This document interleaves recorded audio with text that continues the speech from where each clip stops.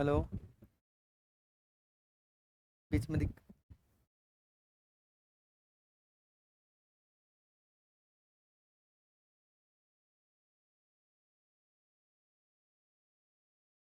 Hello.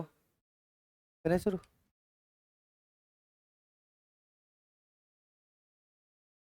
दूसरी class में आप सभी का स्वागत है।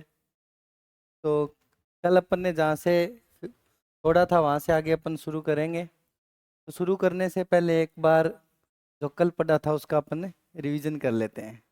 ठीक है, क्योंकि पहली क्लास थी तो आपने घर जाके पढ़ा ही होगा डेफिनेटली। तो सबसे पहले आप ये बताओ कि एनाटॉमी का शाब्दिक अर्थ क्या है, वर्ड टू वर्ड मीनिंग क्या है। काटना कहाँ से? ऊपर से। एना प्लस टोमस, अंगुलियों पे रट रखे हैं। एना का मतलब ऊपर से और टोमस का मतलब है काटना। किसी चीज को अपन ऊपर से काट के उसको अच्छे से अंदर से अपन देख सकते हैं। तो एना प्लस टोमस, एना का मतलब ऊपर से और टोमस का मतलब काटना। अब ये बताओ कि परिभाषा क्या है एनाटॉमी की। एनाटॉमी है क्या? Very good. बनावट, स्थिति और रचना का पता चलता है कि जिस ऑर्गन के बारे में, जिस अंग के बारे में अपन पढ़ रहे हैं वो दिखता कैसा है, उसकी पोजीशन क्या है, उसकी स्थिति क्या है और वो किस प्रकार से बना हुआ है। एनाटॉमी, फादर ऑफ एनाटॉमी कौन है? प्राचीन का? मैंने करेक्शन कराया था कि अरस्तु नहीं है। अरस्तु फादर किसका है? फादर ऑफ बायोलॉजी है, फादर ऑफ साइकोलॉजी है। एनाटॉमी का फादर अरस्तु नहीं है। कौन है? हीरोफिलस। कौन है? हीरोफिलस। आधुनिक एनाटॉमी का जनक कौन है? कौन है? एंड्रूज वेसिलस। कौन है? वेसिलस। अब अपन बात करते हैं, अपन दो सब्जेक्ट पढ़ रहे हैं साथ, एनाटॉमी और फिजियोलॉजी। एनाटॉमी में क्या है, अपन उसके अंगों की बनावट का पता करते हैं, उसकी जो ऑर्गन है उसकी स्थिति, दिखता कैसा है, काट के देखते हैं उसके बारे में। और फिजियोलॉजी में अपन क्या करते हैं, कार्य का, वो काम कैसे कर रहा है, जिस अंग के बारे में अपन देख रहे हैं ना। जैसे अपन ने हर्ट है, हर्ट को काट के देख लिया, हर्ट में 4 चैम्बर होते हैं, ऊपर के 2 आलिंद है, नीचे के नीले हैं, superior vena cava, inferior vena cava, सब देख ली। लेकिन अपन वैसे तो उसका पता कैसे चलेगा अभी कौन सा चैम्बर क्या काम करता है? वो पता किस में चलेगा अपने को? फिजियोलॉजी में। किस में चलेगा? फिजियोलॉजी में। फिजियोलॉजी में फिजियो का मतलब क्या है? नेचर, प्रकृति। उस ऑर्गन की नेचर क्या है, उसकी प्रकृति क्या है, वो किस प्रकार का ऑर्गन है। ठीक है, तो ये हो गया अपने एनाटॉमी और फिजियोलॉजी। फिजियोलॉजी की परिभाषा बताओ। फिजियोलॉजी की परिभाषा क्या है? विज्ञान की वह शाखा, सारी विज्ञान की शाखाएं हैं, ठीक है, ये याद रखना है ना। अंगों की कार्य की, वो किस प्रकार से काम कर रहा है उसके बारे में अपन जिसमें जानते हैं वो क्या कहलाता है। ये मेरे को लग रहा है भाई साहब हेलो भैया, मान ला ओके गए ओके, मन लगा आगे ही आगे दिखे।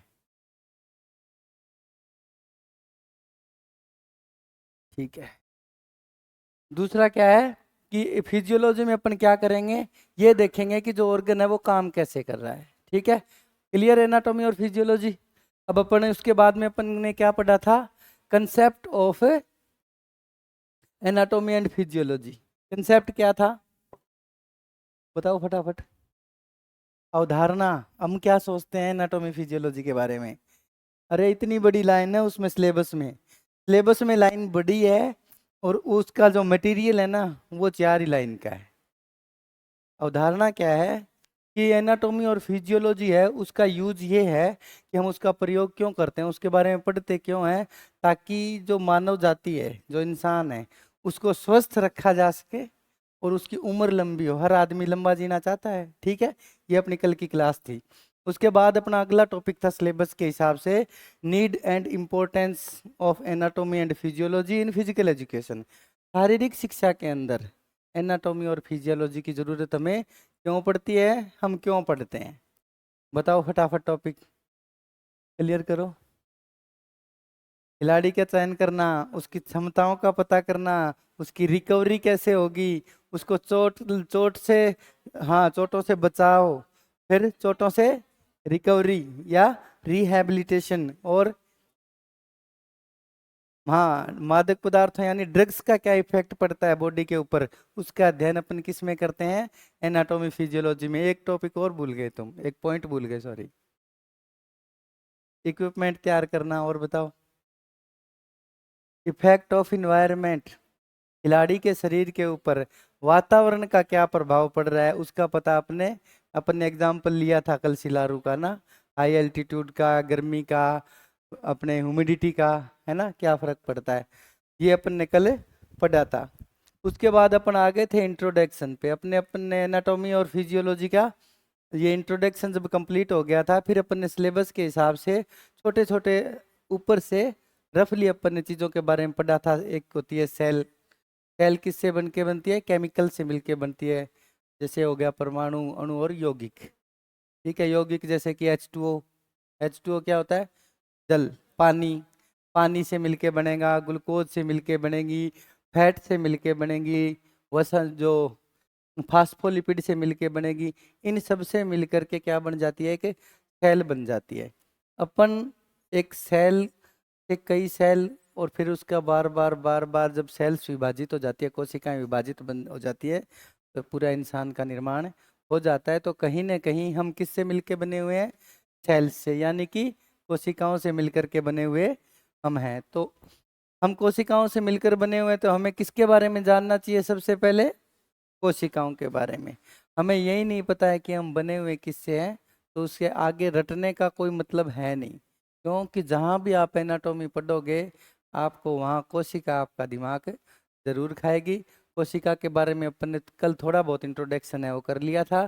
कोशिकाओं से मिलके क्या बनता है, क्या बनता है, उत्तक, क्या बनता है, उत्तक।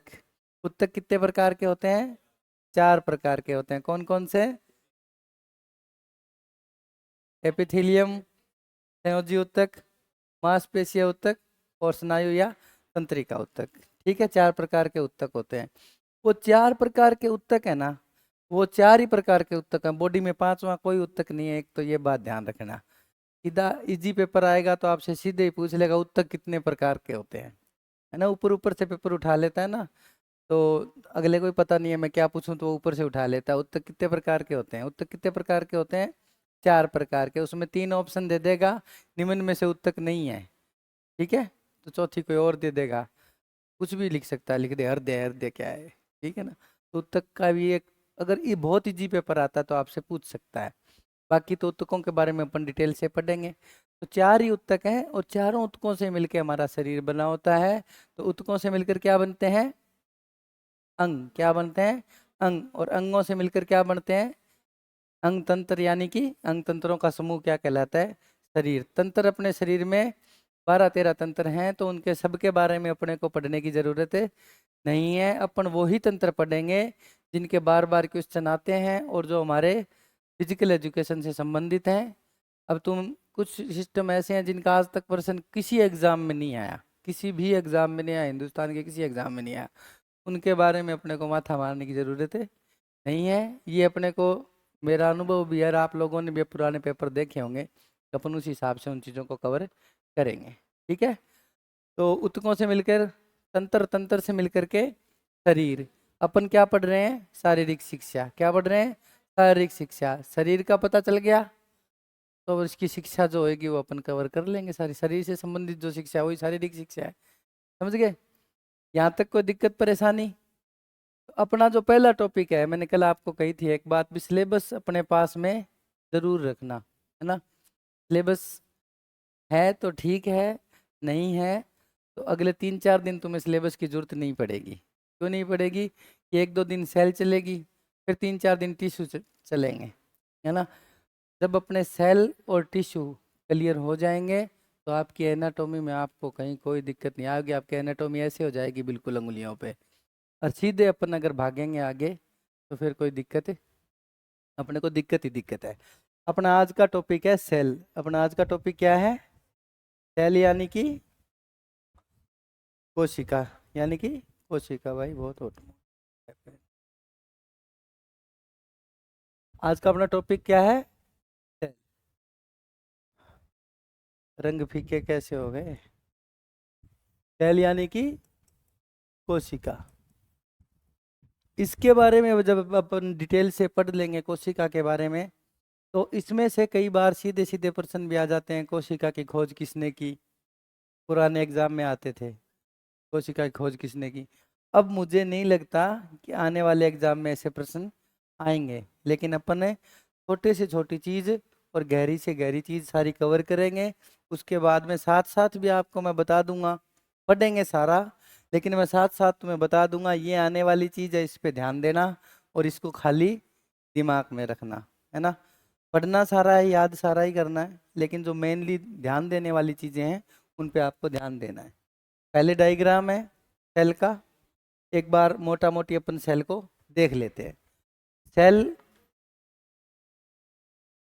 सही नहीं आ रही क्या आवाज? सेल वाला तो नहीं हो रहा सीन। ये डायग्राम है सेल का। इस तरीके की अपनी कोशिका होती है। बीच में एक केंद्रक होता है। क्या होता है? केंद्रक। जैसा केंद्र क्या काट दो, केंद्र। बीच में क्या होता है? केंद्रक। केंद्रक जो है ये पूरी सेल को कंट्रोल करता है। क्या करता है? कंट्रोल। अपन पहले इसके बारे में थोड़ा पढ़ मतलब जान लेते हैं, फिर इसके बारे में अपन एक एक टॉपिक कवर करेंगे तो आपको दिक्कत नहीं आएगी। केंद्र में है तो क्या है? केंद्रक। केंद्रक जो है इसे सेल का दिमाग भी बोलते हैं। तो कंट्रोल जिले का किसके हाथ में होता है? कलेक्टर के हाथ में। तो कोशिका का कलेक्टर भी यही है, माइंड ऑफ सेल भी यही है ना, नियंत्रक भी यही है। इसके खूब सारे नाम हैं जो अपन आगे केंद्रक के बारे में पढ़ेंगे। तो जैसे सिंपल फुटकर जो सीधा ऊपर ऊपर से आता है ना, मजाकिया ऐसा पेपर आ जाता है, जब अगले को ऐसे लगता है मैं क्या ही पूछूं, कुछ भी पूछ लूं, तो ऐसे प्रश्न आ जाते हैं। अपन वो भी पढ़ेंगे, ठीक है। ये जो चारों तरफ की लेयर है, इसके चारों तरफ की लेयर, लेयर यानी कि झिल्ली, झिल्ली यानी कि एक पतली परत। समझ गए? परत समझते हो, साइंस की भाषा है, समझ में आती होगी परत। ये बाहर बाहर जो इसकी लेयर है ना, ये है कोशिका झिल्ली। क्या नाम है इसका? कोशिका झिल्ली। कोशिका झिल्ली, या इसका एक इंग्लिश में इसको क्या बोलते हैं? Plasma membrane. क्या बोलते हैं? मेम्ब्रेन। अब आपको बताता हूँ कि प्लाज्मा मेम्ब्रेन क्यों बोलते हैं। प्लाज्मा का मतलब क्या होता है? डॉक्टर के पास जाते हैं ना, ब्लड का प्लाज्मा करा ले। प्लाज्मा का मतलब होता है पानी। क्या होता है? पानी। और मेम्ब्रेन का मतलब क्या होता है? झिल्ली यानी कि परत। इसके अंदर जो पानी भरा हुआ है उसको जिस परत ने या जिस लेयर ने या जिस झिल्ली ने इसको रोक रखा है उसे अपन क्या कहेंगे? Plasma membrane. क्या कहेंगे? Plasma membrane. कई नोट्स में आपको मिल जाएंगे कोशिका भित्ति लिखा हुआ। क्या मिल जाएगा? कोशिका भित्ति। कोशिका भित्ति हमारे शरीर में नहीं पाई जाती है। कोशिका भित्ति कहाँ पाई जाती है? प्लांट सेल के अंदर, ठीक है, पेड़ पौधों में। अगर आपसे ऑप्शन देके पूछ ले कि निम्न में से जंतु कोशिका या एनिमल सेल का हिस्सा नहीं है, और वहाँ एक नंबर पे लिखा हो ऊपर ही ऊपर, तो वहीं पकड़ लेना इसको। ऐसे नहीं हो कि तुम ये सोच लो कि ये भी होगा, कोशिका लिख रखा है ना। तो सीधी सी बात है, अपने क्या होती है? झिल्ली। उनके होती है भित्ति यानी सेल वॉल। अपने क्या है? Cell membrane. अपने यहाँ से काटेंगे ना ब्लेड से, तो ब्लेड बाद में लगेगी, कटेगा पहले। और पेड़ को अगर काटने की कोशिश करोगे तो नहीं कटेगा ना, क्योंकि उसकी सेल वॉल में सेलुलोज होता है, ठीक है। तो ये इससे ज़्यादा अपने को इसके बारे में जानने की ज़रूरत है नहीं है। इसका काम और डिटेल अपन आगे पढ़ेंगे। कोशिका झिल्ली हो गई, अपन बारी बारी से पकड़ते हैं। न्यूक्लियस, ये न्यूक्लियस है, ठीक है। ये क्या है? न्यूक्लियस है। देखो, न्यूक्लियस को हिंदी में क्या बोलते हैं? केंद्रक। क्या बोलते हैं? केंद्रक। केंद्रक के बारे में भी अपन डिटेल से पढ़ेंगे, ठीक है। इसके बाद एक एक करके अपन उठाते हैं। ये है राइबोसोम। क्या है? राइबोसोम। राइबोसोम देखो, एक तो सेल के अंदर बिखरे हुए हैं, खुले पड़े हैं, है ना। और दूसरा क्या है? ये जो नालियां सी है ना, इनके ऊपर चिपके हुए हैं, है ना। तो राइबोसोम दो तरीके से पाए जाते हैं, एक तो कोशिका में इधर उधर घूम रहे हैं अपनी मस्ती में, और दूसरे यहाँ पे इसके चिपके हुए हैं। इसके बारे में इतना ही बहुत है, आगे अभी अपन पूरा आगे पूरा पढ़ेंगे इसके बारे में।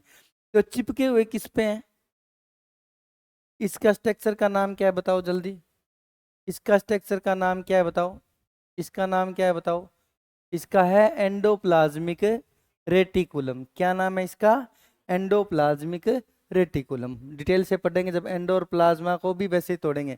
एंडो का मतलब क्या होता है, अंदर, प्लाज्मा का मतलब पानी, रेटिकुलम का मतलब क्या होता है, जाली। तो जाली जैसी संरचना है और इस पानी के अंदर पड़ी है, उसे क्या बोलते हैं, एंडो, अंदर, प्लाज्मा का मतलब पानी, रेटिकुलर का मतलब जाली। ये जाली जैसी संरचना जो इस पानी के अंदर है वो है एंडोप्लाज्मिक रेटिकुलम। क्लियर है। पॉलीराइबोसोम, पॉली का मतलब होता है एक से ज्यादा, एक राइबोसोम के साथ में कई मिल गए तो पॉलीराइबोसोम। इसके बारे में अपने को अलग से पढ़ने की जरूरत नहीं है, ठीक है। न्यूक्लियर पोर्स, पोर का मतलब होता है सुराख। इस न्यूक्लियस यानी केंद्र के अंदर जो सुराख है उनको बोलते हैं न्यूक्लियस पोर। इसको डिटेल से पढ़ने की कोई जरूरत नहीं है, बस ये एक स्ट्रक्चर है, ठीक है।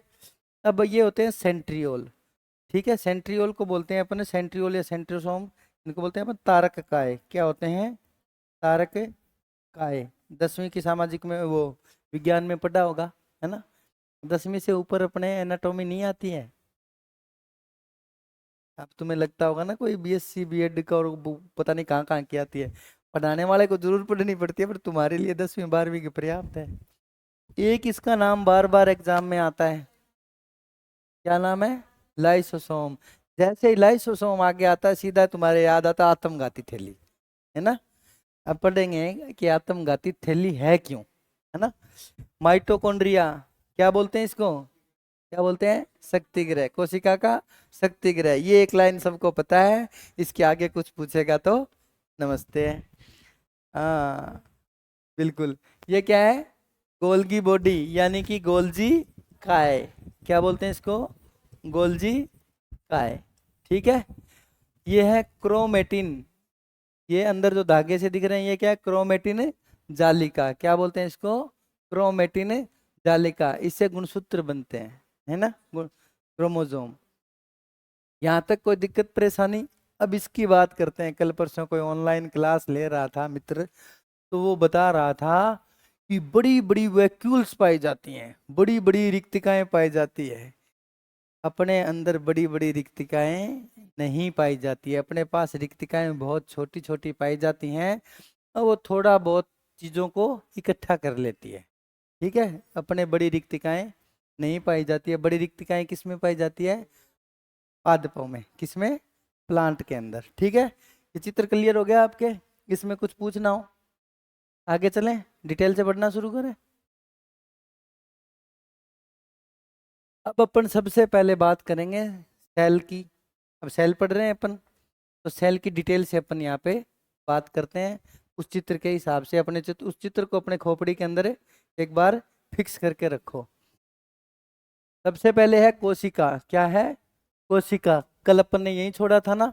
कोशिका से क्या मिलके बन, कोशिकाएं मिलके क्या बनाती है, उत्तक।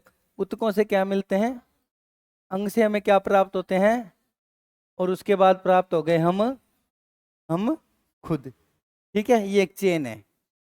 तो सबसे पहले अपने को क्या पढ़ना चाहिए, ये क्या पढ़ना चाहिए, ये। फिर अपन क्या पढ़ेंगे, फिर अपन क्या पढ़ेंगे, अंग। अंग किस में पढ़ेंगे अपन, सिस्टम में। सिस्टम कौन कौन से हैं बॉडी के अंदर बताओ, रेस्पिरेशन सिस्टम, बहुत बढ़िया। पाचन तंत्र, circulatory system, muscular system, skeleton system, जो अपने काम काम के मेन मेन सिस्टम है ना। उसके बाद जो थोड़े थोड़े कम काम के हैं जैसे उत्सर्जन तंत्र, है ना। ये सब तंत्र मिल गए, तंत्र मिल गए तो सरकार बन गई, शरीर बन गया। तो अपन यहाँ से शुरू करेंगे। पहले सेल पढ़ेंगे, फिर उत्तकों को समझेंगे, फिर सिस्टमों के बारे में पढ़ेंगे, फिर अपने को पता चल जाएगा हमारे शरीर के बारे में। और जब शरीर के बारे में पता चल जाएगा तो फिर हम पढ़ेंगे शारीरिक शिक्षा। क्या पढ़ेंगे, शारीरिक शिक्षा। फिर अपन कब क्या करते हैं, है ना। फिर हम कब क्या करते हैं दौड़ते हैं तब इस शरीर पे क्या फर्क पड़ता है, ड्रग्स लेते हैं तब इस शरीर पे क्या फर्क पड़ता है, अपन बीमार होते हैं तब इस शरीर पे क्या फर्क पड़ता है, अपन मनोरंजन करते हैं तो इस शरीर पे क्या फर्क पड़ता है, अपने ऊपर कोई चेकिंग आ जाती है, सुपरविजन करने वाला होता है तो इस शरीर पे क्या फर्क पड़ता है, जब योगा करते हैं तो अपने शरीर पे क्या फर्क पड़ता है, और स्पोर्ट्स ट्रेनिंग का हमारे शरीर पे क्या फर्क पड़ता है। ये सब चीजें किस में पढ़ेंगे अपने, शारीरिक शिक्षा में पढ़ेंगे। तो शुरुआत अपन ने इसलिए यहाँ से करी है, चाहते तो अपन शारीरिक शिक्षा क्या है वहां से भी शुरू कर सकते थे, लेकिन शारीरिक शिक्षा है क्या, शरीर से संबंधित है तो पहले शरीर को तो जाने। आगे बढ़ते हैं अपन। कोशिका शब्द का निर्माण कोसा या कोठरी से हुआ है, कोसा या कोठरी शब्द से सारे ये सॉरी कोशिका शब्द का निर्माण किससे हुआ है, कोसा या कोठरी से। यानी कि सेल का शाब्दिक अर्थ क्या है, कोसा या कोठरी। क्या है, कोसा या कोठरी। कोसा को आप जाओ भूल, कभी आता है नहीं, क्योंकि इधर इंग्लिश में भी लिखा हुआ होगा, है ना। कोठरी शब्द एक दो बार एग्जाम में आया हुआ है। कोठरी क्यों बोलते हैं, वेब सीरीज देखते हो ना, वेब सीरीज देखते हो ना, उसमें पुलिस वाला आता है, कोई गुंडा गंडा होता है उसको पकड़े के, कोई गुंडा वगैरह होता है उसको क्या बोलते हैं, इसको कोठरी में, इसको सेल में डालो, बोलता है ना बार बार, इसको सेल में डालो। सेल का मतलब क्या है, ऐसे इस तरीके के छोटे छोटे कमरे होते हैं जेल में, छोटे छोटे कमरे होते हैं ना, उसके सीख से लगे होते हैं, जालियां लगी होती है और उसके अंदर ऐसे खड़े रहते हैं ना, उनको बोलते हैं सेल। और वो ऐसे लाइनों में जमी होती है।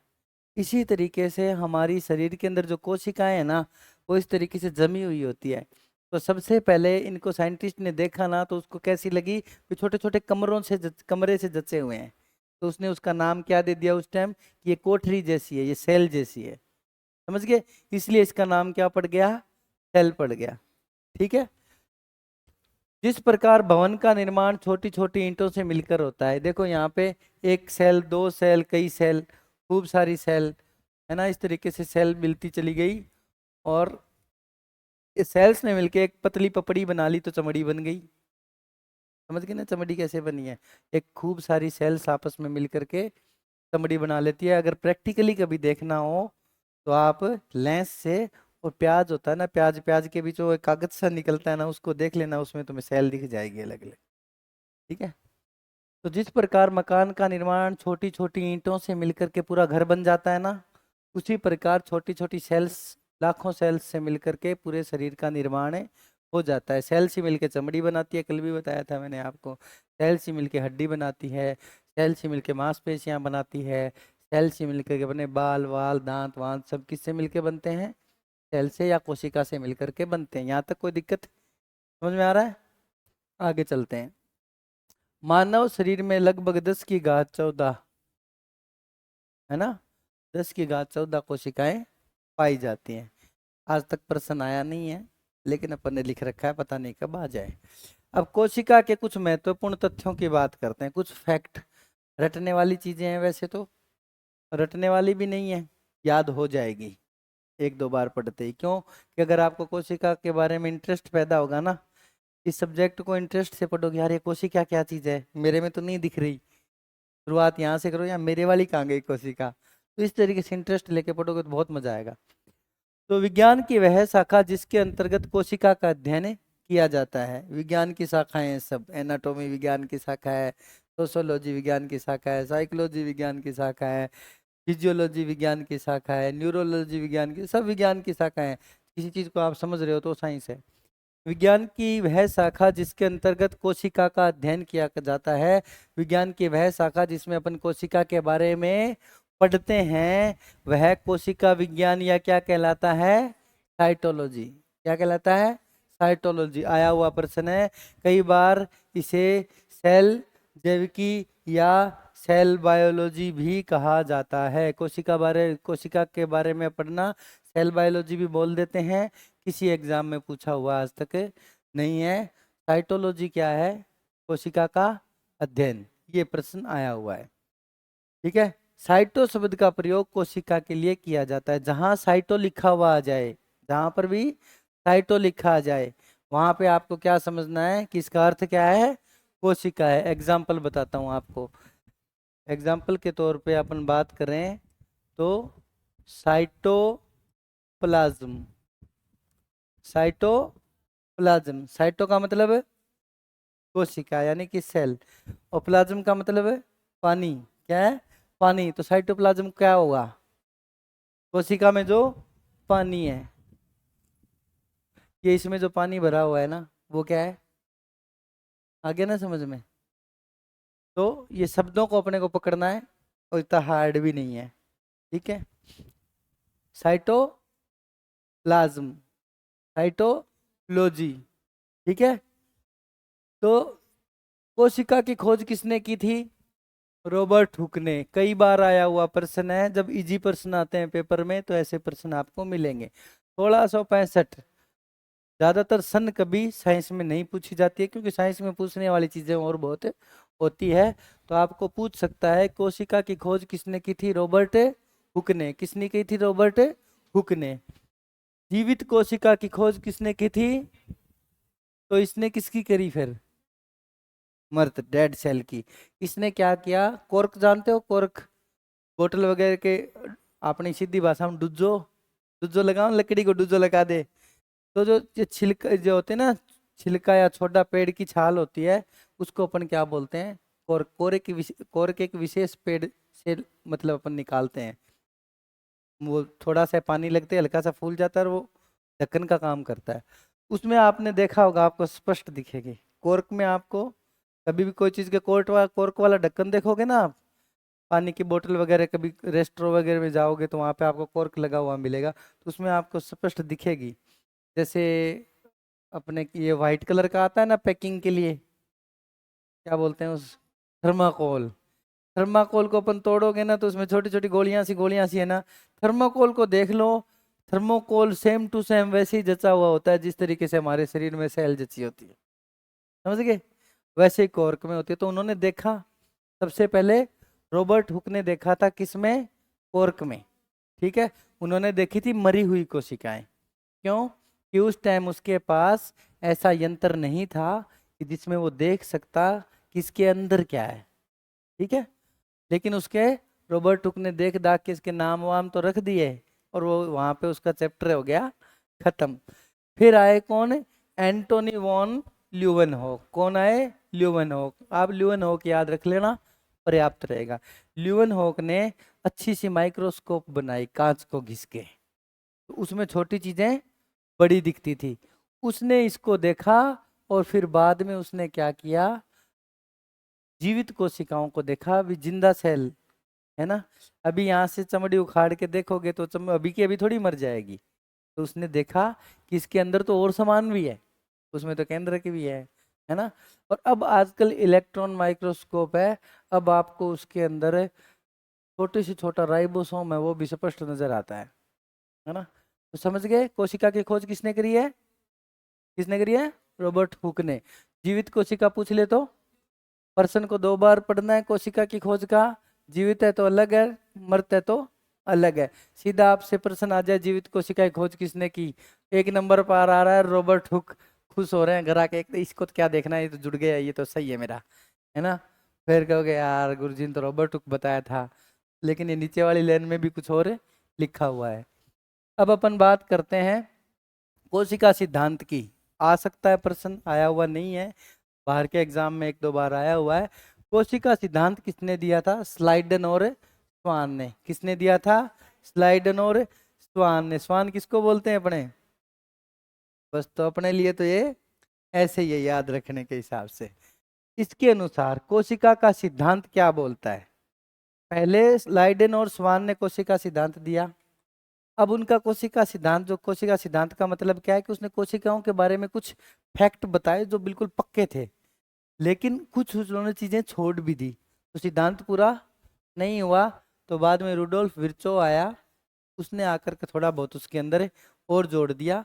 तो अब ये पूरा कंप्लीट अपन कोशिका सिद्धांत यहाँ पे पढ़ेंगे। 3 लाइनों का है, और ये 3 लाइनों के में आपसे हो सकता है ये नहीं पूछे वो कि कोशिका सिद्धांत क्या है, लेकिन इसमें से आपको एक लाइन दे के पूछ सकता है कि ये सत्य है कि नहीं है।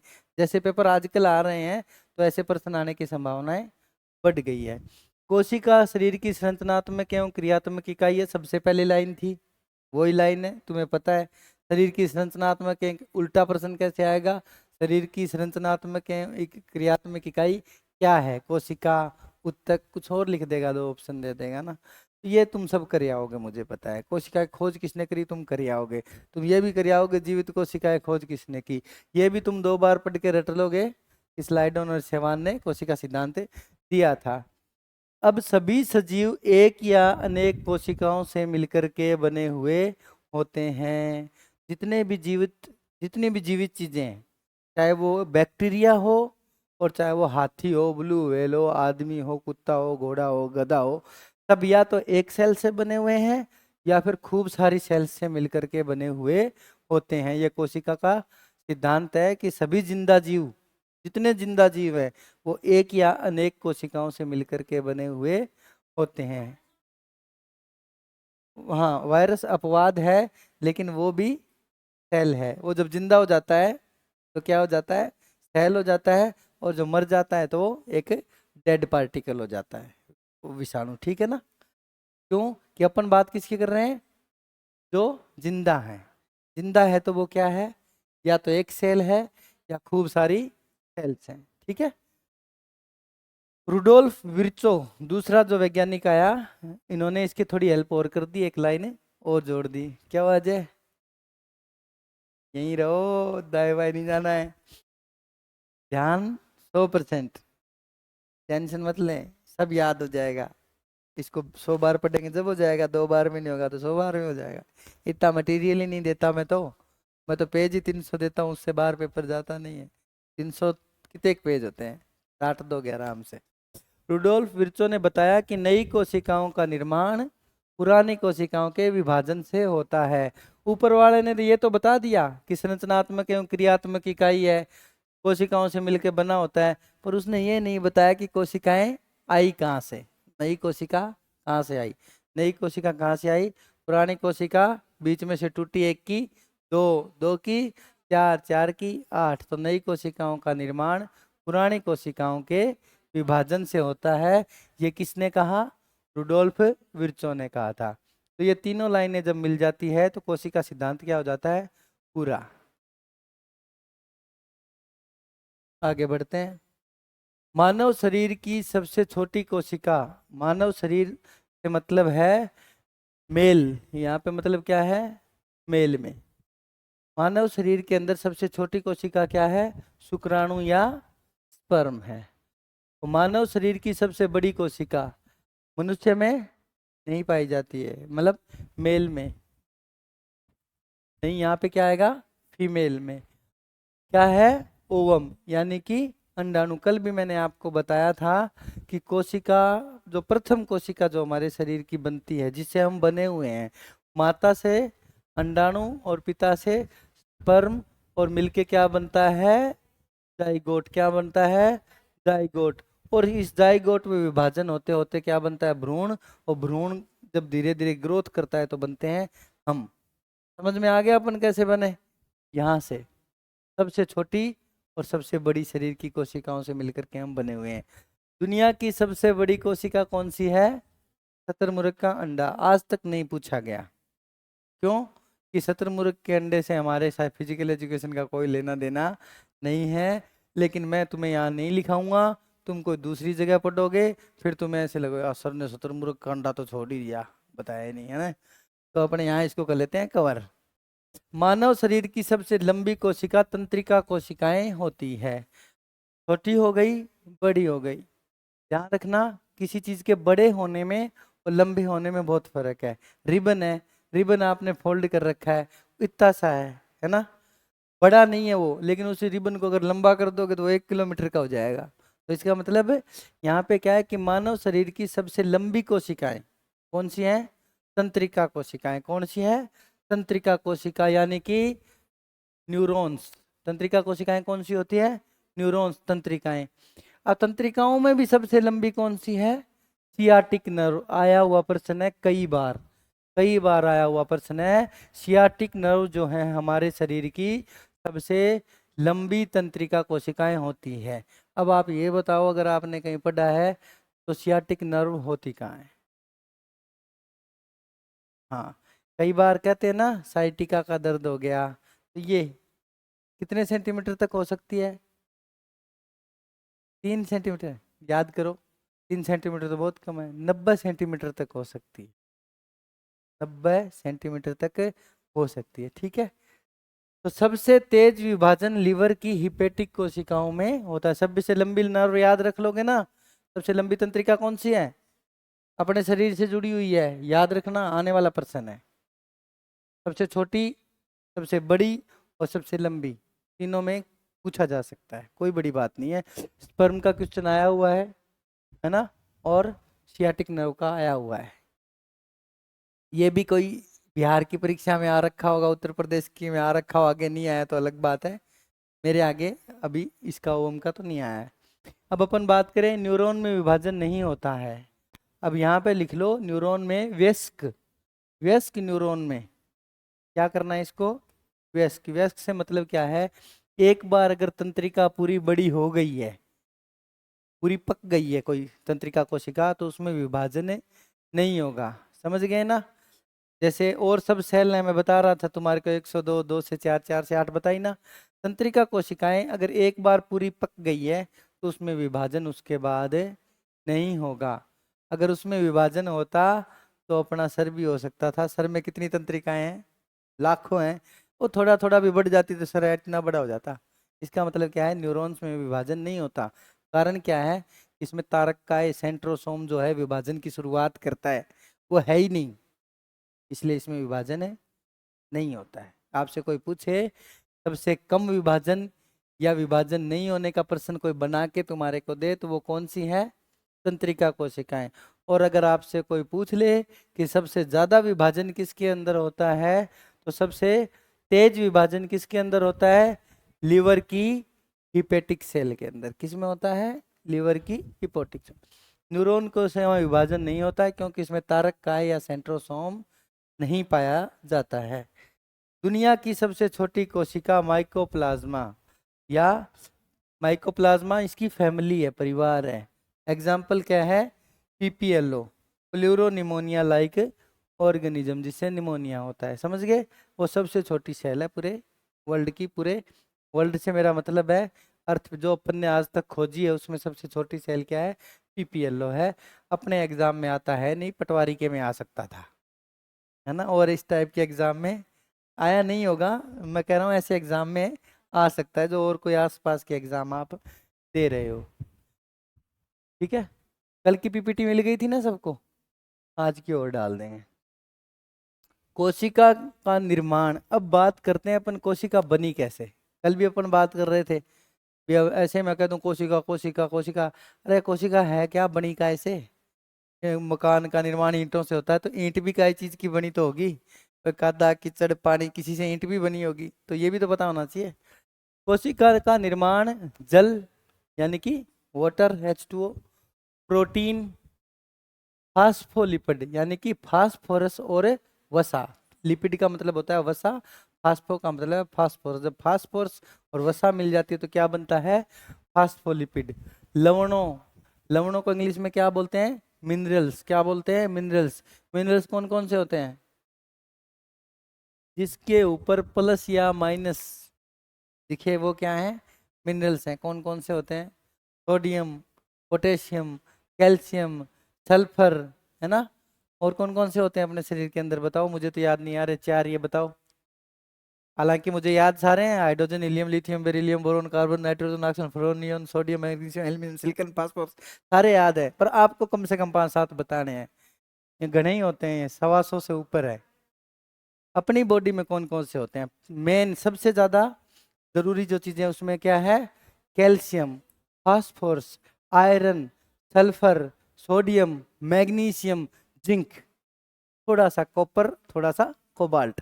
ये इतने हैं ना, ये अपने जरूरी जरूरी है। अब इतने जरूरी जरूरी हैं, लेकिन अपनी जो माथा मेन खाएंगे वो है कैल्शियम, फास्फोरस, यही खाएंगे, बाकियों पे ज्यादा अपन नहीं जाएंगे। क्लियर है यहाँ तक? तो जल, प्रोटीन, फास्फोलिपिड और लवण, इनसे मिलकर के कोशिका, कल मैं बात कर रहा था ना जैव रसायन, वो जैव रसायन यही है। जैव का मतलब होता है जिसमें कार्बन होता है, ठीक है, और रसायन बाकी ये सब रसायन ही है। ये नाइट्रोजन ऑक्सीजन ये सब क्या है, रसायन है। इनसे मिलकर के कोशिका का निर्माण होता है। यहाँ तक कोई कन्फ्यूजन, कोई चीज समझ में नहीं आई हो? क्लियर है? मानव शरीर का निर्माण, जिगोट लिख दिया यहाँ पे, ये क्या है, जाइगोट। ये क्या है, जाइगोट। ये क्या है, जाइगोट से होता है, जिसका निर्माण महिला के अंडाणु तथा पुरुष के शुक्राणु यानी कि स्पर्म से मिलकर होता है। कोशिका में उपस्थित अंग क्या कहलाते हैं, कोशिका अंग, कोशिकांग, कोशिका अंग, कोशिकांग, ठीक है। जो कोशिका के अंग वो क्या कहलाएंगे, कोशिकांग। अब अपने को कोशिका पढ़नी है, कोशिका कैसे पढ़ेंगे, कोशिका के अंग पढ़ लेंगे, कोशिका खत्म। तो मैं शरीर के बारे में कैसे पढ़ूंगा, मैं हाथ पढ़ लिया, पैर पढ़ लिया, खोपड़ी पढ़ ली, ब्रेन पढ़ लिया, आंतें वांतें सब पढ़ ली, तो शरीर पढ़ा गया। कोशिका के चारों ओर का आवरण कोशिका झिल्ली, अपन पढ़ के आए थे पीछे, अब अपन आगे पढ़ेंगे। कोशिका के चारों ओर का आवरण कोशिका झिल्ली, प्लाज्मा मेम्ब्रेन या कोशिका कला। कला का मतलब होता है पतली, झिल्ली जो झीणी है अपन, है ना, झीणी है, ट्रांसपेरेंट टाइप की, बिल्कुल पतली है। इसमें उपस्थित द्रव कोशिका द्रव या साइटोप्लाज्म कहलाता है। क्या कहलाता है, इसमें उपस्थित द्रव क्या कहलाता है? यहाँ पे एक टॉपिक लिख लेना, मैं लिख देता हूँ वैसे तो अलग उसके अंदर। अपन ये क्या क्या पढ़ने लगे यहाँ पे, ये अपन पढ़ने लगे कोशिका झिल्ली, इसका एडिंग लगानी गए भूल, ये कोशिका झिल्ली पहला टॉपिक शुरू हो गया है यहाँ पे, ठीक है ना।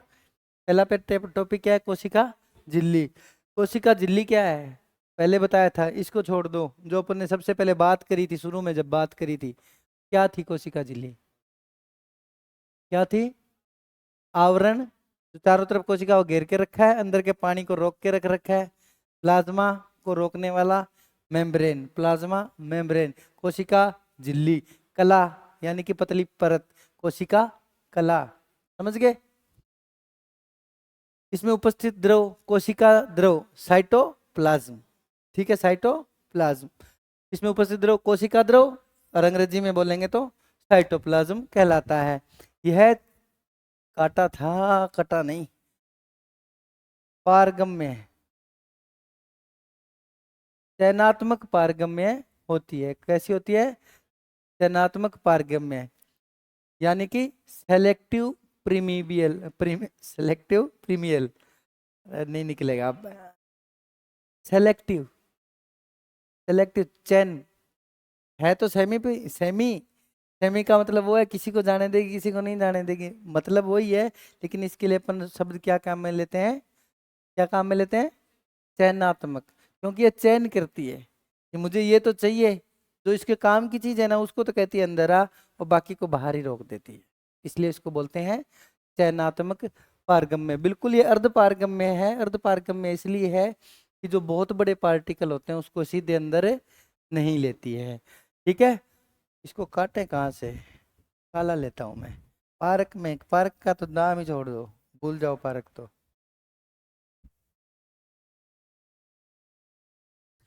तो ये क्या है, चयनात्मक पारगम्य है। चयनात्मक पारगम्य का मतलब है चीजों का चयन करेगी, पारगम्य है, पार जाने देना, उसी को पार करेगी अपनी लेयर से, जिसकी कोशिका को जरूरत है उसको तो अंदर आ जाओ, और जिसको नहीं है वो बाहर ही रहो। एक तरीके की चार दीवारी है ना। स्कूल में लेट आने के बाद जब तुम नौकरी लग जाओगे तो स्कूल में जो लेट आएंगे ना उन बच्चों को तुम बाहर ही रखोगे, उनका चयन नहीं करोगे, फिर पूछोगे उनकी समस्याएं, समस्याएं पूछोगे, सर हमारे तो आज गाय बीमार हो गई थी तो हम तो वहां गए थे, फिर तुम उसकी समस्याएं सुनोगे, फिर तुम्हारे लगेगा हाँ ये सही है, तू अंदर आ जा भाई, तू तो रोज ही लेट आता, भाग जा, है ना, चैन, है ना। उसी तरीके से ये चयन करती है, काम की चीज है सेल में आ रही है आन दो, फालतू चीज है बाहर रोक लो, है ना।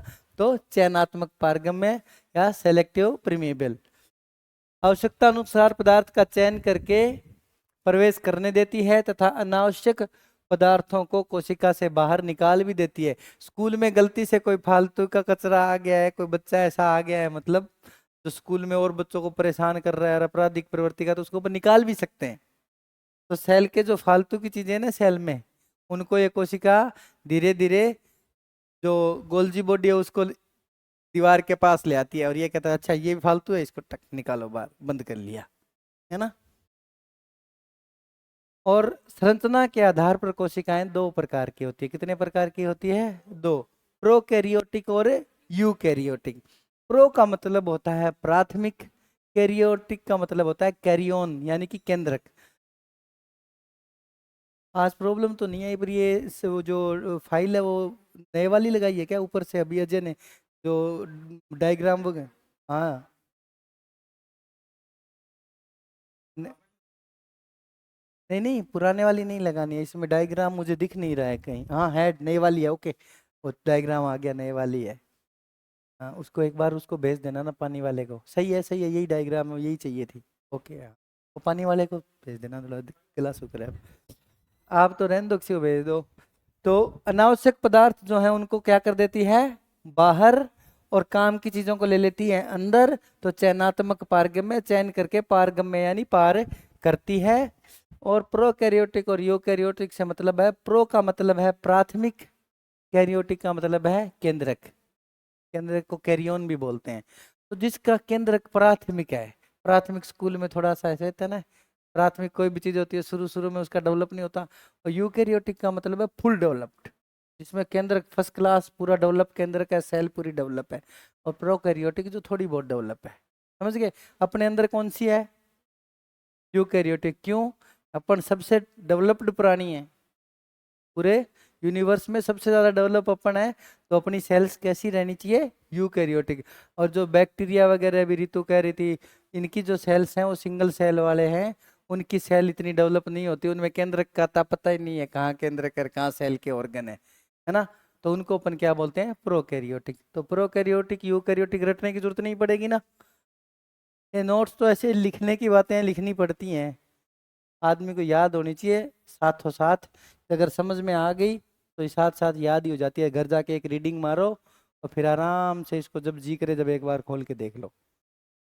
विभिन्न प्रकार की कोशिकाएं आपस में मिल जाती हैं। तो कोशिकाएं अपने आप में क्या होती है? स्वाधीन है, आजाद है। खुद कोशिका खुद अपने आप में सारे काम करती है, सांस भी लेती है, कोशिकाओं को फूड भी चाहिए होता है, खाना भी खाती है, सारे काम कोशिका करती है जो अपन करते हैं। वो अपने आप में अकेली भी खूब है, लेकिन वो अकेली से शरीर नहीं बनता है। नहीं तो अपन नहीं होते, अकेला जायगोट ही होता। तो यहाँ पे क्या होता है कि विभिन्न प्रकार की कोशिकाएं आपस में शरीर का निर्माण करने के लिए मिल जाती हैं। ठीक है, आगे चलते हैं। कोशिका द्रव तथा केंद्रक दोनों मिलके प्रोटोप्लाज्म कहलाते हैं। आपके कई नाम आएंगे आपके प्लाज्म, आप कंफ्यूज होते रहोगे। जीव द्रव्य अलग नाम आएगा, है ना। कहीं प्रोटोप्लाज्म लिखा मिलेगा, कहीं साइटोप्लाज्म लिखा मिलेगा, कहीं जीवन द्रव्य लिखा मिल जाएगा। तो ये चीजें क्या हो जाती है? गोलमाल हो जाती है। इसलिए अपन यहाँ इसको कवर कर रहे हैं कि कोशिका द्रव्य, कोशिका द्रव्य को इंग्लिश में क्या बोलते हैं? क्या बोलते हैं? साइटोप्लाज्म। क्या बोलते हैं? साइटोप्लाज्म। और केंद्रक, न्यूक्लियस, दोनों आपस में मिलके किसका निर्माण करते हैं? प्रोटोप्लाज्म का। किसका निर्माण करते हैं? प्रोटोप्लाज्म। क्या बनाते हैं? प्रोटोप्लाज्म। तथा केंद्रक के बिना हुए बचे हुए द्रव्य को, देखो ये सेल है गई, ठीक है, ये हो गया केंद्रक। केंद्रक के अलावा ये क्या है? साइटोप्लाज्म। क्या है? साइटोप्लाज्म। और कोशिका द्रव और केंद्र के दोनों मिलके क्या बनाएंगे? प्रोटोप्लाज्म। कुल मिला के सारा सामान है ये तो है प्रोटोप्लाज्म। केंद्र काट दो तो क्या बचेगा पीछे? साइटोप्लाज्म।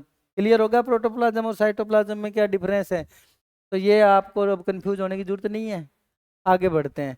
कोशिका द्रव या साइटोप्लाज्म में कोशिकांग या सेल ऑर्गेनेल्स बिखरे हुए रहते हैं। शुरू में अपन ने कोशिका का चित्र देखा था ना, उसमें कहीं लाइसोसोम पड़ा था, कहीं माइटोकॉन्ड्रिया पड़ा था, कहीं पे राइबोसोम पड़े थे। तो जो कोशिका द्रव्य है उसके अंदर कोशिका के अंग बिखरे हुए रहते हैं, घूमते रहते हैं। उसके अंदर जो प्लाज्म है ना, पानी है उसमें। अब यहाँ मन नहीं लग रहा, अभी कोई राइबोसोम यहाँ अकेला बैठा नहीं लग रहा, तो दूसरा बड़ा मित्र है दूसरे राइबोसोम के पास तैरता तैरता चला जाता है। फिर 10 राइबोसोम इकट्ठे हो गए, पॉली राइबोसोम बना लिया। खूब सारे राइबोसोम इकट्ठे हो गए, वो प्रोटीन बन गया, है ना। तो कोशिका द्रव्य या साइटोप्लाज्म में कोशिकांग या सेल ऑर्गेनल बिखरे हुए रहते हैं। इसके चारों ओर घेरने वाली झिल्ली क्या कहलाती है? कोशिका झिल्ली या प्लाज्मा मेम्ब्रेन, जिसकी खोज किसने की थी? नेजेलियो क्रेमर ने। कभी नहीं पूछा गया है, कभी नहीं पूछा गया है, कभी पूछा जाएगा भी नहीं। खोज सिर्फ किसकी पूछी जाती है? राइबोसोम, माइटोकॉन्ड्रिया और केंद्रक, ठीक है, और कोशिका। इतना अंदर नहीं जाता है, क्यों कि इनकी खोजों पे भी विवाद है। कोई बुक में दूसरा मिलेगा और कोई में तीसरा मिलेगा, फिर वहां पे प्रोटेस्ट लगते हैं। कोशिका झिल्ली क्या है? चयनात्मक पारगम्य में होती है। इसका निर्माण फास्फोलिपिड, कोशिका झिल्ली का निर्माण किससे होता है? फास्फोलिपिड प्रोटीन से मिलकर होता है। कोशिका द्रव्य से होता है। ये आने वाला प्रश्न है, मैं पेपर बनाऊं तो जरूर दूं। कोशिका झिल्ली का निर्माण किससे होता है? कोशिका द्रव्य से। हाँ, बनी उनकी होती है, पर इसका निर्माण होता है किससे? है, कोशिका द्रव्य से ही कोशिका झिल्ली बनती है। ये चीज ध्यान रखने वाली है, ठीक है। यहाँ तक किसी को कोई दिक्कत परेशानी?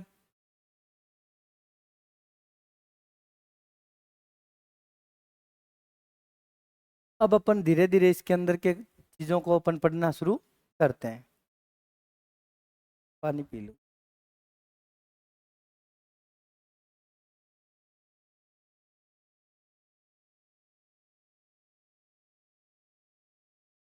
जो पर्सन अपने एग्जाम में आते हैं ना, रियल में पीटीआई के एग्जाम में जो पर्सन आते हैं ना, उसमें कोई बहुत सा दम होता है नहीं।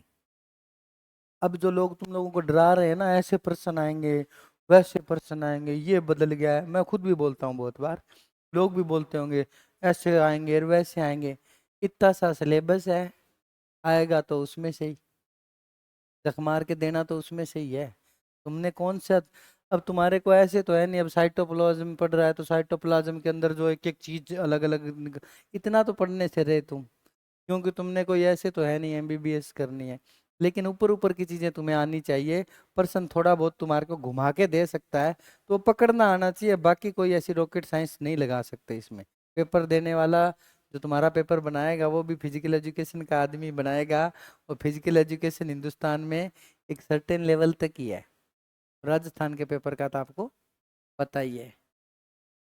लेकिन फिर भी रिस्क कवर करके चलना पड़ता है। पढ़ो अच्छे से एक एक चीज। अब बात कर रहे हैं अपन सबसे पहले कोशिका द्रव की। ये कोशिका थी, ये न्यूक्लियस था। अब इस वाले जो मटेरियल की अपन बात है वो शुरू कर देते हैं। कोशिका द्रव्य से आशय, आशय मतलब अर्थ यानी मतलब, कोशिका के उस अर्ध द्रव्य यानी सेमी लिक्विड, सेमी लिक्विड समझते हो, तो ना तो पूरा पानी है ना पूरा ठोस है, मतलब जेली टाइप का, है ना, अपने शहद जैसा, है ना। कोशिका झिल्ली अर्ध पदार्थ है जो कोशिका झिल्ली और केंद्रक के बीच में पाया जाता है। कोशिका झिल्ली और केंद्रक के बीच में जो पदार्थ पाया जाता है, इस पदार्थ को हम क्या कहते हैं? कोशिका द्रव। क्या कहते हैं? कोशिका द्रव। ये वाला मटेरियल क्लियर है। विशेषताएं, यह एक जेल, जेल फॉर्म में, है ना, या सेमी फ्लूइड पदार्थ के रूप में होता है। इसके विभिन्न अंगक, इसमें जो चीजें बिखरी हुई रहती है वो इसी के अंग कहलाती है, ठीक है। जैसे माइटोकॉन्ड्रिया, राइबोसोम, एंडोप्लाज्मिक रेटिकुलम, अंतःपृथ्वी जालिका, गोल्जी काय आदि पाए जाते हैं। इस लिक्विड के अंदर या प्लाज्मा के अंदर जो बिखरे हुए रहते हैं वो सेल ऑर्गन्स हैं। उनके नाम ये हैं जिनके बारे में अपन आगे डिटेल से पढ़ेंगे, ठीक है। 1 घंटा तो ऐसे ही हो जाती है, पता ही नहीं चलता। इसमें क्या पाया जाता है? जल, लवण यानी कि मिनरल्स, शर्करा, शर्करा बताओ किसको बोलते हैं? शुगर, है ना, शक्कर, उसे याद रख सकते हो, शुगर। प्रोटीन, प्रोटीन की बाल की खाल निकालेंगे अपन, ऐसे नहीं छोड़ेंगे प्रोटीन को। अभी तो सेल पढ़ लो, बाद में तुम्हारे को ये भी बताऊंगा कि प्रोटीन किससे मिलके बना होता है, तब तुम्हारी चीजें समझ में आ गया। प्रोटीन, प्रोटीन माथा खा रखा था, यही प्रोटीन है क्या, है ना। वसा, फैट, एंजाइम, एंजाइम होते हैं ना, और ये जो चीजें हैं, जल, water, mineral, sugar, protein, fat, वसा को क्या बोलते हैं, फैट। और थोड़ी सी जो हाई फाई भाषा किसी को बनानी है तो इसका क्या नाम ले देगा, लिपिड। क्या बोल देगा, लिपिड। और लिपिड, और इसके साथ अगर फास्फोरस जुड़ जाएगा जो हर जगह तुम्हारे को देखने को मिलेगा तो क्या बन जाएगा, फास्फोलिपिड। समझ गए क्या फास्फोलिपिड, फास्फोलिपिड पता नहीं क्या चीज़ है, ये है फास्फोरस। जब वसा से मिल जाता है तो क्या बनता है, फास्फोलिपिड। ठीक है, यह जीव रासायनिक क्रियाओं, बायोकेमिकल रिएक्शन का केंद्र है। जितनी बायोकेमिकल की, जितनी सेल के अंदर जितनी भी रिएक्शंस होती हैं वो कहाँ किस में होती है, साइटोप्लाज्म में होती है। कुछ रिएक्शन किस में होती है, माइटोकॉन्ड्रिया में। किस में होती है, मोटा मोटी काम सारा किस में हो जाता है, साइटोप्लाज्म में। फिर कोई इसके एडवांस जो काम होते हैं वो किसके अंदर होते हैं, माइटोकॉन्ड्रिया के अंदर होता है। ये दो काम जब तुम्हारे समझ में आ जाएंगे तो तुम्हें एक चीज समझ में आ जाएगी कि हमारा शरीर जो चल रहा है ना, मैं इतनी देर से बक रहा हूँ, तो इसकी एनर्जी कहाँ से आ रही है। हम भाग रहे हैं, दौड़ रहे हैं, उसकी एनर्जी एटीपी वगैरह कहाँ से आ रहे हैं, माइटोकॉन्ड्रिया से। तो वो कैसे आ रहे हैं, वो सब चीज़ें क्या है कि पहले आधा पर्दा काम तो होता है इसमें, साइटोप्लाज्म में, और फिर आगे का काम होता है माइटोकॉन्ड्रिया में। साइटोप्लाज्म में एक गाढ़ा चिपचिपा, मैंने बताया शहद जैसा द्रव होता है जिसमें 60 से 80% क्या होता है, जल। मतलब मेन सबसे बड़ा पोर्शन क्या है, आपको प्रश्न बनाने को सीधा बना के दे दे, साइटोप्लाज्म या कोशिका द्रव्य में सर्वाधिक मात्रा में पाया जाता है। अब बोल देगा ऊपर प्रोटीन, फास्फोलिपिड, है ना, जल, एंजाइम, ऊपर से इसी से बना दें प्रश्न। मैं तो ऐसे प्रश्न बना के तैयारी करवाऊंगा तुम लोगों को। ये 4 ऑप्शन दे दिए तुम्हारे को, इनमें से सबसे ज्यादा मात्रा में क्या पाया जाता है, बन गए प्रश्न, ऐसे बन जाते हैं प्रश्न। इन लाइनों में से ये हजारों प्रश्न बन जाते हैं। साइटोप्लाज्म ये अपन ने पढ़ लिया था। कोशिका में सर्वाधिक ऑक्सीजन कोशिका द्रव्य में पाई जाती है। क्यों, तो साइंस किस पे चलती है, क्यों पे। अब जो जो फेफड़ों से ऑक्सीजन आई है ना, वो ऑक्सीजन जो लेके आया है, हीमोग्लोबिन लेके आता है। कौन लेके आता है, हीमोग्लोबिन। वो सेल को दे जाएगा, किसको दे के जाएगा, सेल को। और सेल में कहाँ छोड़ के जाएगा, सीधा साइटोप्लाज्म में छोड़ के जाएगा। तो उसमें घुली हुई रहती है, समझ गए, कोशिका द्रव्य में ऑक्सीजन घुली हुई रहती है। जैसे जरूरत पड़ती है वहां से ऑक्सीजन माइटोकॉन्ड्रिया में जाती रहती है और वहाँ ग्लूकोज को तोड़ती रहती है और कार्बन डाइऑक्साइड में बदलती रहती है और वो बाहर आती रहती है। वो ग्लूकोज टूटता रहता है, एटीपी बनती रहती है, एनर्जी मिलती रहती है, अपन दौड़ते भागते रहते हैं। इतना ही साइंस है एनर्जी का। तो साइटोप्लाज्म में एक गाढ़ा चिपचिपा पदार्थ है जिसमें 60 से 80% तक जल पाया जाता है। इसमें कोशिकांग बिखरे हुए रहते हैं। छोड़ ही रहा हूँ बेटा, 5 मिनट की बची है। मतलब ये तो पूरी हो गई, ये टॉपिक पूरा कर लें। कोशिका में सर्वाधिक ऑक्सीजन कहाँ पाई जाती है, कोशिका द्रव्य में। खोज किसने करी थी, पुरकिंजे ने। हेक्सले ने एक बहुत अच्छी लाइन कही थी कि जीव द्रव्य या प्रोटोप्लाज्म जीवन का भौतिक आधार है। जो अपना शरीर बना है उसका मुख्य जो चीज है वो क्या है, जीव द्रव्य। ठीक है, अब कल अपन शुरू करेंगे कोशिका के अंग। कोशिका के अंग में अपन एंडोप्लाज्मिक रेटिकुलम से पढ़ना शुरू करेंगे। जितना अपने से कल कवर होगा उतना कल कर लेंगे। अगर पूरा कल कवर हो जाता है तो परसों अपन उत्तक शुरू कर देंगे। आज के टॉपिक में किसी को कोई समस्या, कोई परेशानी, कोई चीज समझ में नहीं आई हो। किस किस की बात करी है अपन ने, कोशिका की, कोशिका झिल्ली की, कोशिका साइटोप्लाज्म या कोशिका द्रव की बात करी है। मोटा मोटी अपन ने उसके ऑर्गन्स देख लिए। यही कोशिका, जितना अपन ने आज पढ़ा है ना, कई अब तक के कई एग्जाम ऐसे हैं जिनमें इतना भी नहीं पूछा गया है। अपन तो इसके बाद में थोड़ा और भी अंदर पढ़ रहे हैं, बाकी इतने से भी काम चल जाता है। अब अपन आराम से अंदर भी पढ़ेंगे। राइबोसोम क्या है, राइबोसोम का काम क्या है, राइबोसोम को बोलते क्या है, माइटोकॉन्ड्रिया क्या है, माइटोकॉन्ड्रिया कौन कौन से नाम है, उसके क्या क्या काम है, गोल्जी काय का क्या काम है, गोल्जी काय का निर्माण किससे हुआ है, ये सब डिटेल्स अपन कल पढ़ेंगे। आज की क्लास का अपन करते हैं विराम। और आपकी एक प्रॉब्लम थी भी, क्लास थोड़ा जल्दी कर लो। तो इनकी जीके की क्लास ख़त्म होती है 4 बजे, है ना। तो हो सकता है कि कल अपन 4:30 बजे शुरू कर दें, कोई दिक्कत थोड़ी है 4:30 बजे में, सही है ना? अच्छा 4:30 बजे शुरू होती है आपकी, 4 से शुरू कर दें तो 4 से 5 रख लें, कोई परेशानी नहीं है, 4 से 5 सबके ठीक है। आप लोग आज आज क्लास ही चेक करने आए दिखते हो ना। हाँ एडमिशन ले रखा है, कोई नहीं, कोई दिक्कत नहीं। ठीक है तो कल 4 से 5 रख लेंगे, है ना? 4 बजे आ जाऊँगा, ठीक है।